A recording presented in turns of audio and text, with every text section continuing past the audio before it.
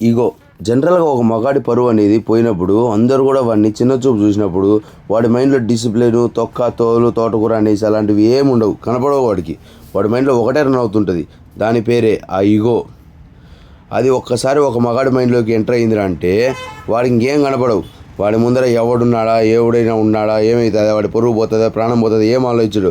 వాడి ఎలా పగలగొట్టాలనేది దానిపైనే వాడి మైండ్ అంతా ఆలోచిస్తుంటుంది.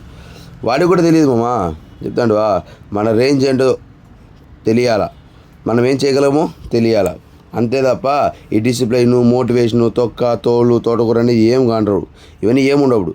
లిటరల్లీ మేల్ ఈగో అనేది అన్నిటికంటే కూడా టాప్లో ఉంటుంది, చెప్తున్నాను కదా. సో ఒక మొగాడి ఈగో హట్ అయ్యేంత మాత్రం వాడు దానికోసం ఏదైనా చేస్తాడు, ఏదైనా చేయగలడు. కాబట్టి ఎవరైనా కూడా ఈగో వరకు తీసుకెళ్ళబాకండి. ఈగో జల్లి తీసుకెళ్ళాలంటే ఒకరోడు ప్రాణం పోయిన వరకు కూడా ఈడు బతుకుంటాడు, మనిషి కాడు అందులో.